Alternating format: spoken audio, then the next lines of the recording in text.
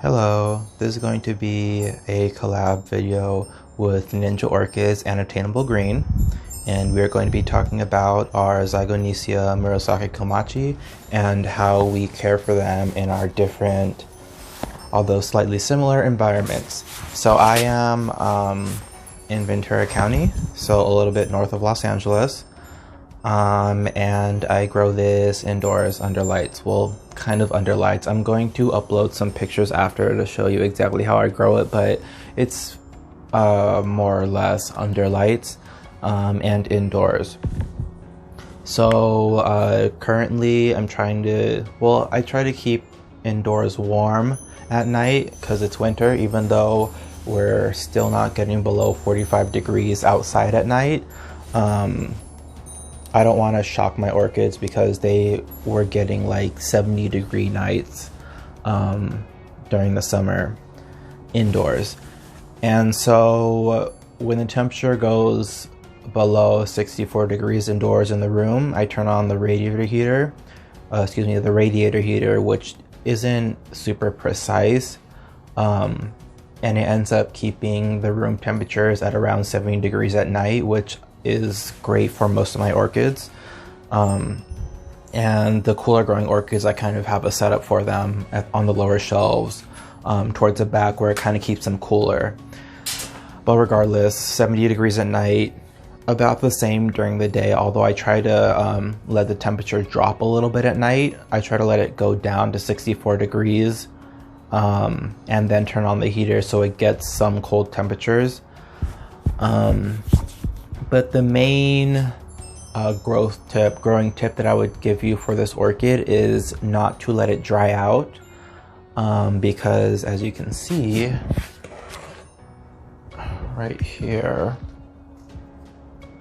on the tip and right here as well, those black tips are not from over fertilizing because this one is a heavy feeder.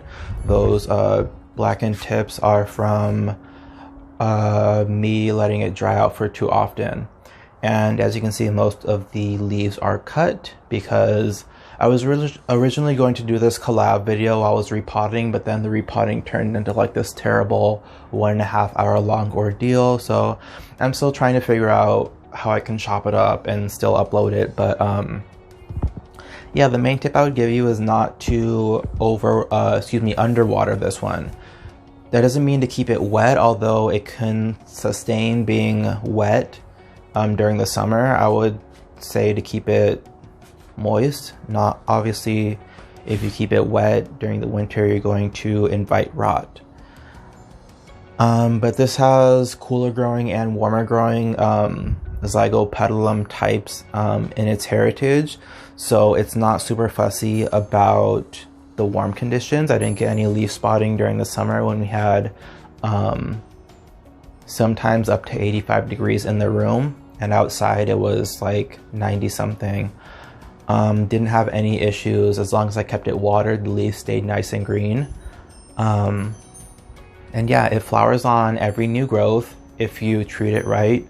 The new growths this time, like this one, I don't think I'm gonna get any inflorescences on it because first of all, I just divided it, and second of all, I've really been slacking on watering, which is kind of the reason why I divided it, is because the smaller pieces are just easier to keep properly moisturized. So yeah, main tip is not to let it dry out because it doesn't like that. Another tip, I guess, would be to feed it regularly. I don't flush my orchids, and I feed them, especially during the summer, I feed them nearly every time. I water them at around 200 ppm. But this one, my Zygo, I was fertilizing it at 400 ppm, which is the fertilizer that I give my outdoor orchids.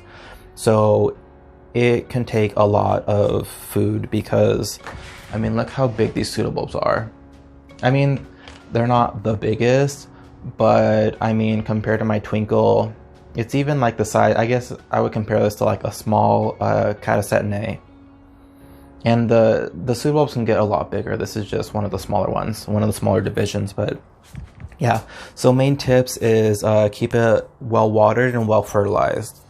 Other than that, it's a very easy growing orchid. It's honestly one of my easiest growing orchids besides my my Cymbidium that I have over here, and my Chysis Lemminghii. So that's that. Thank you for watching my video, and I will include links to Attainable Green and Ninja Orchids channels down in the description. Bye.